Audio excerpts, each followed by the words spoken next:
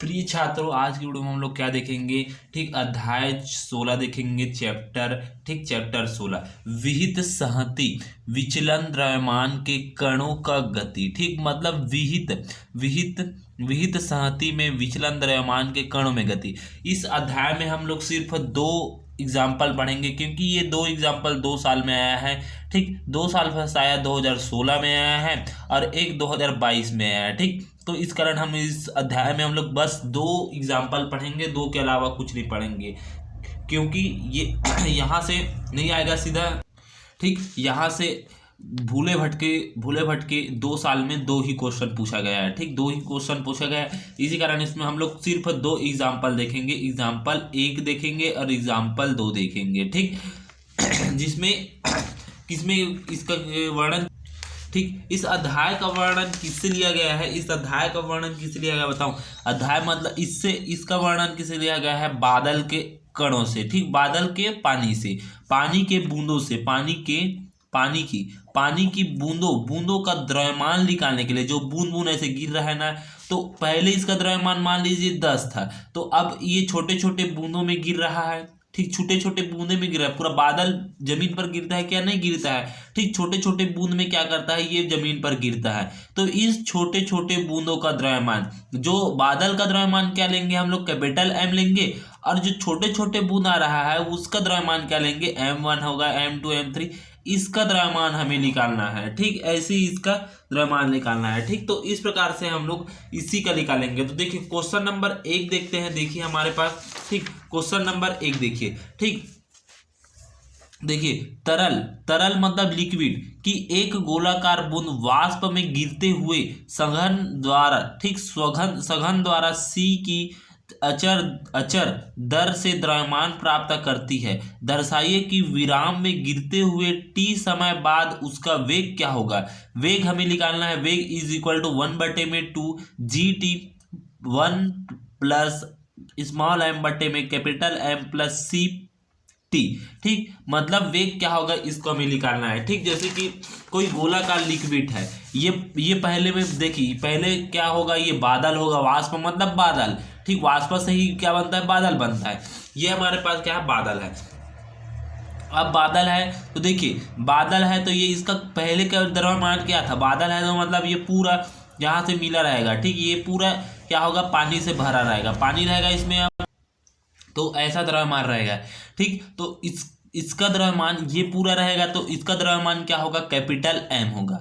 अब जब ये क्या होगा? बूंद वाष्प के रूप में, बूंद के रूप में क्या गिरेगा? नीचे गिरेगा, जमीन पर गिरेगा, तो छोटे छोटे गोलाकार में बूंद के रूप में गिरेगा ये, तो इसका द्रव्यमान क्या होगा? स्मॉल एम होगा। ठीक, तो इसी को हम लोग देखेंगे। तो ये यहाँ से जमीन पर गिरने में क्या समय, ठीक, तो यहाँ से यहाँ तक जो गति कर रहा है। ठीक, बादल क्या होता है? बादल जो पानी है वो जमीन पर गिरता है, तो किस वेग से गिरता है उसको देखेंगे। ठीक, ठीक वेग से गिरता है उसको देखेंगे। जैसे कि हमारे शरीर पर गिरता है वही बूंद, तो हमें ज़्यादा चोट नहीं लगता है। यदि वहीं से हम लोग पत्थर को गिरा देंगे ऊपर से वहीं से, और यदि हमारे शरीर पर अगर गिर गया तो वो क्या लगेगा? चोट लगेगा। लेकिन पानी की बूंदों का असर पड़ता है क्या? नहीं। तो उसी का वेग हम लोग देखेंगे। तो देखिए देखिए हमारे पास क्या है। ठीक, तो देखिए सवाल में देखिए, ठीक, बूंद गुरुत्व के अंतर्गत स्वतंत्र रूप से गिर रहा है। ठीक, मतलब बूंद क्या रहा है? गुरुत्व के अंदर। देखिए ये हमारे पास बादल है, यहाँ से क्या गिर रहा है? बूंद गिर रहा है। अब बूंद क्या होता है? गुरुत्व में क्या कर रहा है? स्वतंत्र पूर्वक से गिर रहा है। ठीक, ये स्वतंत्र पूर्वक से, ना किसी से झगड़ा ना किसी से बैर, ये किससे गिर रहा है? स्वतंत्र पूर्वक गिर रहा है। तब देखिए, ठीक, तो P इज इक्वल टू क्या हो जाएगा? mg हो जाएगा। ठीक, जहां m किसी समय t पर बूंद का द्रव्यमान है, स्मॉल m किसका लेंगे हम लोग? बूंद का द्रव्यमान लेंगे। ठीक, अब देखिए माना बूंद का आदि द्रव्यमान क्या है? m है, कैपिटल M है।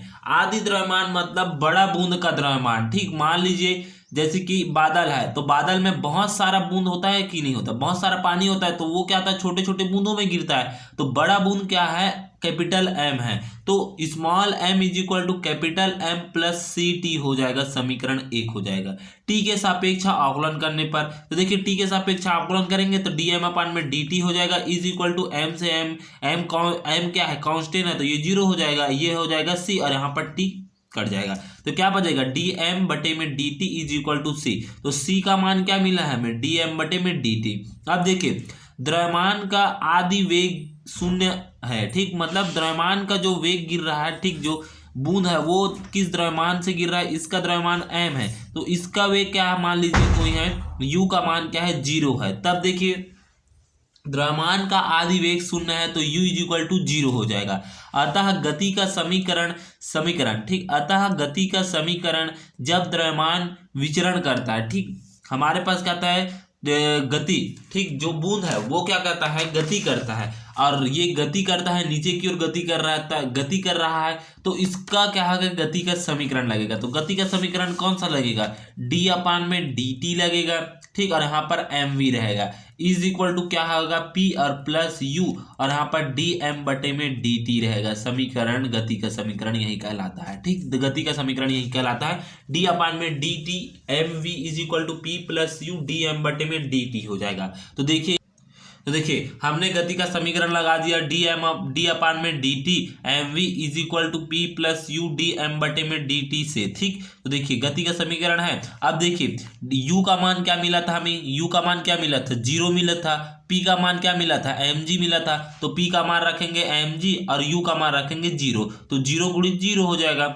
ठीक। और यहाँ पर d by D T M V तो यहाँ पर देखिए इस प्रकार से, तो अब ये 0 को हटाएंगे तो क्या मिलेगा d अपान में D T M V is equal to 0। अब अवकलन क्या हो जाएगा, फर्स्ट फलन इंटू सेकेंड फलन वाला सूत्र लग जाएगा। तो देखिए सबसे पहले स्मॉल m का मान रख लेते हैं, ठीक, स्मॉल m का मान मिला था, क्या मिला था स्मॉल m का कैपिटल m, ठीक, कैपिटल m है ना ये, और प्लस क्या आ जाएगा सी टी, ये मिला था हमें, ठीक। तो यहाँ पर देखिए इसका मान यहाँ पर रख दिए, स्मॉल m का मान capital m plus C T और यहाँ पर v हो गया, ठीक, is equal to small m का मान फिर से रखें capital m plus C T और यहाँ पर g हो गया, ठीक। अब देखिए दोनों पक्षों का समाकलन करने पर तो दोनों पक्षों का हम लोग क्या करेंगे, समाकलन करेंगे। तो समाकलन करेंगे टी के सापेक्ष है तो देखिए टी से टी कट जाएगा, टी से टी कट गया तो क्या बचेगा m प्लस सी टी और यहाँ पर v इज इक्वल टू देखिए यहाँ पर क्या हो जाएगा डी टी के सापेक्ष हो रहा है, मतलब जी टी के सापेक्ष हो रहा है, इसके सापेक्ष है तो क्या हो जाएगा, ठीक, ये इसके घात में क्या है 1 है, एक्स समाकलन में एक्स घात n रहता है और डी एक्स रहता है तो इसका समाकलन क्या होता है एक्स घात n प्लस 1 बटे में n प्लस 1 वाला सूत्र लगेगा। तो एक्स की जगह हमें क्या है ये है तो m प्लस सी टू का होल स्क्वायर बटे में 2 आ जाएगा और इसका जो देखिए टी के गुणा में क्या है सी है तो नीचे में सी आ जाएगा और प्लस में एक कांस्टेंट लग जाएगा और यहाँ पर जी का जी है, ठीक। अब उसका देखिए प्रारंभ में देखिए जब ये बादल था, ठीक, ये क्या था पहले, अभी बादल था, अब ये प्रारंभ में है, अभी बूंद है क्या है गिरा नहीं है, यहाँ पर है बूंद, मान लीजिए यहाँ पर है, ये इस तरफ वेग नहीं किया तो इसका वेग क्या होगा 0 होगा, ठीक, वेग क्या होगा 0 होगा और समय भी क्या होगा 0 होगा क्योंकि अभी ये गिर नहीं रहा है, ये इस बादल में ही है, ठीक, गिर नहीं रहा है बादल में ही है तो इसका वेग और समय क्या होगा 0 होगा। तो देखिए टी का मान क्या होगा 0 होगा और v का मान भी 0 होगा। तो देखिए टी का मान रखेंगे 0 और v का मान भी 0 रखेंगे इज इक्वल टू देखिए g और यहाँ पर 2c का 2c होगा और यहाँ पर m का m कैपिटल M और प्लस में देखिए c इंटू में t का मान रखेंगे 0 हो गया का होल स्क्वायर और प्लस में देखिए a हो गया, ठीक। अब उसके देखिए यहाँ पर देखिए ये जो क्या है गुणा में 0 में है तो 0 हो जाएगा is equal to G M का स्क्वायर बटे में 2c हो जाएगा और प्लस में a हो जाएगा। तो देखिए a बराबर क्या मिलेगा माइनस जी एम का स्क्वायर बटे में 2c मिलेगा। अब देखिए a का मान समीकरण में फिर से रख दीजिए, ठीक, इस समीकरण में a का मान यहाँ पर रख दीजिए, ठीक। तो a का मान रखेंगे तो देखिए माइनस में था और ये प्लस में है तो माइनस प्लस क्या हो जाएगा माइनस में हो जाएगा, ठीक। तो देखिए मान को उठाकर रख दिए हैं तो m प्लस सी टी और यहाँ पर v is equal to g और यहाँ पर m प्लस सी टी का होल स्क्वायर बटे में 2c हो जाएगा, माइनस में देखिए जी एम का स्क्वायर बटे में 2c हो जाएगा, ये मान उठाकर हम लोग यहाँ पर रख दिए हैं, ठीक। अब उसके बाद देखिए यहाँ पर क्या किया गया है यहाँ से कुछ कॉमन दिख रहा है, देखिए जी भी कॉमन दिख रहा है, यहाँ पर भी जी दिख रहा है, यहाँ पर भी 2c दिख रहा है, यहाँ पर भी 2c दिख रहा है। तो 2c और जी को क्या कर दिए हैं, कॉमन निकाल दिए। ये सेम का सेम है, तो m प्लस सी टी का होल स्क्वायर माइनस में देखिए m का स्क्वायर हो गया। तो देखिए यहाँ पर क्या हो जाएगा, capital M plus C T और यहाँ पर v is equal to G upon में 2c। और यहाँ पर देखिए होल स्क्वायर का कौन सा सूत्र लगेगा, a प्लस बी का whole square is equal to क्या आता है, A square plus B square plus 2ab होता है। तो वही वाला सूत्र लगा है, m स्क्वायर प्लस 2c और यहाँ पर प्लस सी स्क्वायर टी का स्क्वायर माइनस में m। तो देखिए प्लस माइनस क्या कटेगा, कट जाएगा। तो देखिए यहाँ पर क्या, तो देखिए इस प्रकार से हमारे पास इतना बचेगा, m प्लस सी टी और यहाँ पर v is equal to G upon में 2c और यहाँ पर c का स्क्वायर टी का स्क्वायर प्लस 2mct हो जाएगा। ठीक इस प्रकार से हुआ। अब उसके बाद देखिए यहाँ से देखिए c दिख रहा है, यहाँ से भी c दिख रहा है, तो c को कॉमन निकाल दिए। यहाँ पर c स्क्वायर था, यहाँ पर एक c बचेगा और यहाँ पर एक c था, तो इसमें कुछ भी c नहीं बचेगा। ठीक अब उसका देखिए c से c कटा।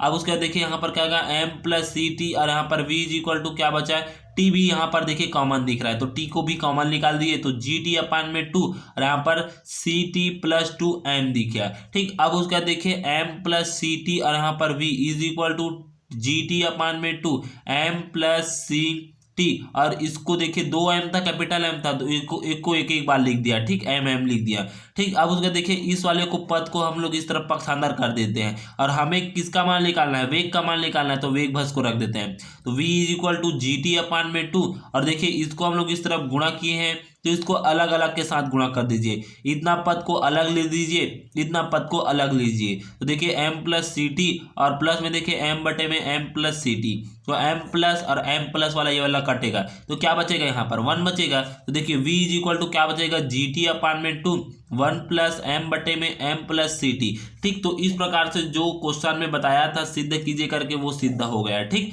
इस प्रकार से आपको यहाँ तक बनाना है। ठीक यहाँ तक बहुत ही सरल है ये और बहुत ही अच्छा क्वेश्चन है। ठीक ये पूछ सकता है। तो देखिए सबसे शुरू में हम लोग क्या किए थे, शुरू में हम लोग क्या लिए थे, वे छोटे बूंद का द्रव्यमान लिए थे, तो p is equal to mg मिला था। उसके बाद क्या किए थे, बड़े बड़े बड़े बड़े बूंद का द्रव्यमान लिए थे, तो उसका द्रव्यमान क्या मिला था, m is equal to capital M plus C T मिला था। उसके बाद हम लोग एक बार आकलन कर दिए थे। आकलन करने के बाद क्या लगाए थे, गति का समीकरण लगाए थे। तो गति का समीकरण हमारे पास क्या होता था, इस प्रकार से होता था, डी अपान में D T M V is equal to P और यहाँ पर p plus U D M बटे में डी टी और यहाँ पर प्रारंभ में u का मान क्या होता था, 0 होता था, p का मान रखे और यहाँ पर m का मान रखे, इस प्रकार से रखे। अब उसका एक बार समाकलन कर दिए। समाकलन करने के बाद a का मान निकाले, कांस्टेंट का मान निकाले, कांस्टेंट का मान को रख दिए। ठीक अब उसका देखिए यहाँ पर हम लोग क्या किए, इसको इस तरफ पक्षांतर किए, काटे और काटने के बाद mm कटा, mm कटने के बाद उसके बाद ये ठीक उसके बाद देखिए इसको इस तरफ से हल किया। हल करने के बाद v का मान निकाले, v is equal to G T upon में 2